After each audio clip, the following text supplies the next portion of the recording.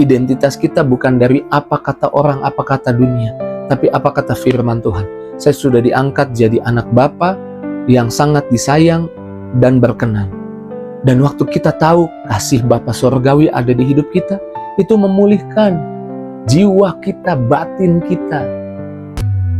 It is the time for morning with the word. Puji Tuhan, selamat pagi, bergabung kembali di Morning with the Word.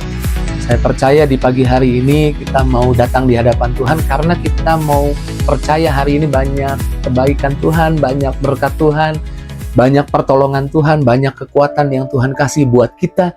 Dan sebelum kita nikmati hari yang Tuhan sudah siapkan buat kita di hari ini, kita mau ambil waktu renungkan firman. Saya mempelajari banyak orang mengalami luka batin karena memiliki hubungan yang rusak dengan ayah kandung atau ayah fisik mereka, atau tidak mengalami kehadiran ayah di hidup mereka, ayah fisik atau ayah kandung di kehidupan mereka. Dan luka ini disebut father fracture, yang menyebabkan orang merasa tidak aman, yang menyebabkan orang merasa tertolak, bahkan yang membuat orang sibuk mencari identitas, kehilangan arah. Tapi pagi ini ada obatnya. Obatnya itu waktu kita percaya sekarang kita anak Bapa Surgawi. Kita tahu Bapa Surgawi berkenan untuk mengadopsi kita menjadi anaknya. Alkitab berkata di dalam Roma 8 ayat 15, sebab kamu tidak menerima roh perbudakan yang membuat kamu menjadi takut lagi, tetapi kamu telah menerima roh yang menjadikan kamu anak Allah. Oleh roh itu kita berseru, ya Aba, ya Bapa. Jadi tidak peduli tentang masa lalu, tentang kesalahan, tentang apa yang terjadi di kehidupanmu, ketika engkau percaya Yesus, engkau sekarang diangkat, diadopsi menjadi anak Bapa. Di KTP-mu kalau ada keterangan ayah, ayahnya siapa? Titik 2, ayahnya Bapa Surgawi. Kamu anak Bapa. Kamu masuk dalam surat warisan yang ditulis oleh Bapa Surgawi. Dan saya percaya kalau kamu tahu statusmu anak Bapa, itu yang membuatmu memiliki rasa aman. Itu yang membuatmu merasa tidak tertolak. Kamu diterima oleh Bapa Surgawi, kamu diadopsi. Kamu diterima oleh Bapa Surgawi. Amin. Dan saya percaya mengetahui ini membuat kita merasa sukacita. Karenanya kita perlu tahu status kita yang menerima Yesus bukan sekedar anak Bapa. Karena waktu Yesus dibaptis di dalam Matius 3 ayat 17 ada suara yang berkata, inilah anakku yang kukasihi, kepadanya aku berkenan. Kamu bukan sekedar anak Bapa Surgawi, kamu anak Bapa Surgawi yang dikasihi. Kepadamu Bapa Surgawi berkenan. Puji Tuhan, hari ini saya percaya waktu kita tahu ini kita dibebaskan. Kita dibebaskan dari tidak tahu identitas kita. Kita tahu identitas kita sekarang. Identitas kita bukan dari apa kata orang, apa kata dunia, tapi apa kata firman Tuhan. Saya sudah diangkat jadi anak Bapa yang sangat disayang dan berkenan. Dan waktu kita tahu kasih Bapa Surgawi ada di hidup kita, itu memulihkan jiwa kita, batin kita, tindakan kita, dipulihkan. Alkitab berkata Mazmur 147 ayat 3, Ia menyembuhkan orang-orang yang patah hati dan membalut luka-luka mereka. Kasih Bapa memiliki kuasa untuk memulihkan luka-luka di batin. Kasih Bapa memberikan kuasa untuk membebaskan kita dari dosa bahkan. Ada satu wanita, itu wanita Samaria di Yohanes 4, yang kalau pergi ke sumur siang hari, karena kalau pagi ya diomongin sama ibu-ibu yang ambil air juga di sumur di pagi itu. Biasa ibu-ibu pagi, dia siang karena menghindari ibu-ibu yang gosip mungkin. Karena wanita ini punya 5 suami, jadi dia kehilangan kasih. Dia merindukan kasih dan dia cari kepada laki-laki.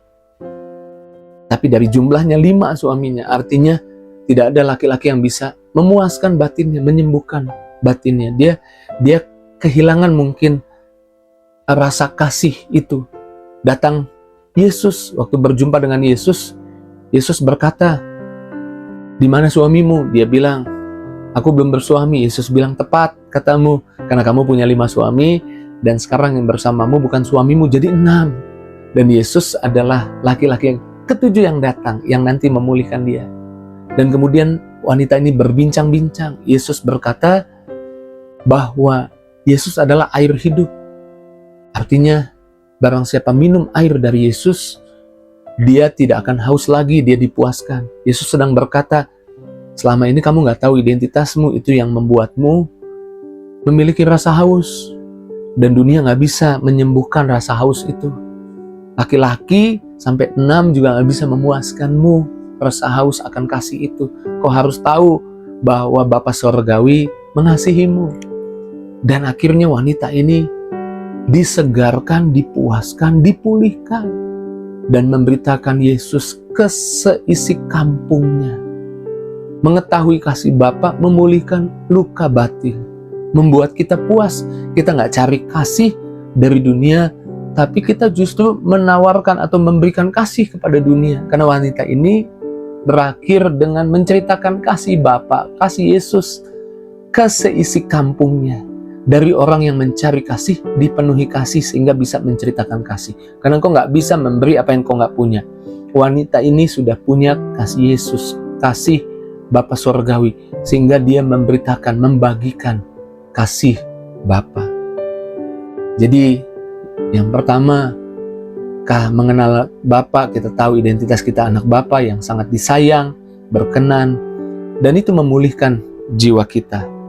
Dan waktu kita tahu kasih Bapa tersedia buat kita, itu buat kita memiliki rasa aman. Alkitab berkata dalam Yohanes 10 ayat 29, "Bapakku yang memberikan mereka kepadaku lebih besar daripada siapapun, dan seorang pun tidak dapat merebut mereka dari tangan Bapa." Ketidakpastian ekonomi, ketidakpastian kesehatan, banyak virus tidak bisa merebutmu dari tangan Bapa. Masalah, tantangan gak bisa merebutmu dari tangan Bapa. Jadi jangan khawatir, kamu aman dalam tangan Bapa. Daud walaupun masih di perjanjian lama, dia mengerti ini. Dia aman di tangan Bapa. Atau zaman itu masih menyebutnya Allah. Dia aman, dia percaya Allah menyertai dia. Hari ini kau harus tahu, Bapa ada buat hidupmu dan kamu ada di tangan Bapa. Gak ada yang bisa merebut sakit penyakit, kekurangan, tantangan, masalah, gak bisa merebut. Dan kalau engkau tahu itu, engkau berani melangkah, berani menghadapi. Dan ketika menghadapi, biasanya di sana Tuhan beserta, Tuhan menunjukkan penyertaannya dengan buat mujizat. Dan kalau ada Tuhan, akhirnya kita keluar sebagai pemenang dari setiap tantangan masalah yang kita hadapi. Daud melakukan itu. Waktu dia hadapi Goliat, dia menghadapi dengan rasa aman, confidence. Dia percaya Tuhan menyertai dia.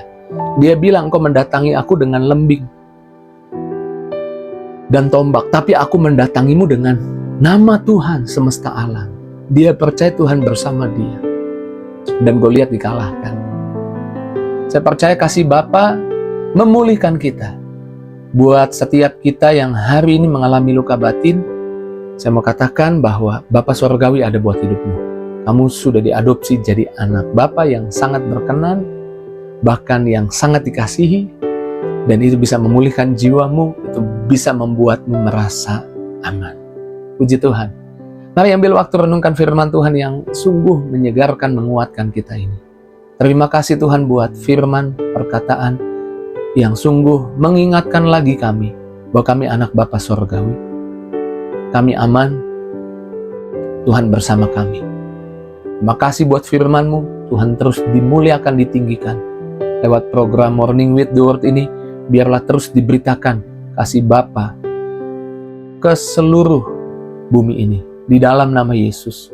Kalau ada yang sakit, Tuhan sembuhkan, yang lemah kuatkan, yang susah hibur, yang beban berat Tuhan beri kelegaan. Dan Tuhan Yesus yang doa, yang harap, yang berharap, harapannya dikabulkan. Dalam nama Yesus kami doa, haleluya. Amin. kasih Bapa sudah memuaskan hati saya sehingga saya nggak perlu cari kasih dari dunia ini. Dan saya justru membagikan kasih Bapa kepada dunia ini. Jika itu responmu, tulis di kolom komentar. Jangan lupa bagikan link Morning with the Word di pagi ini kepada teman, sahabat, keluargamu. Terus maju dalam Tuhan. Tuhan berkati kita. See you!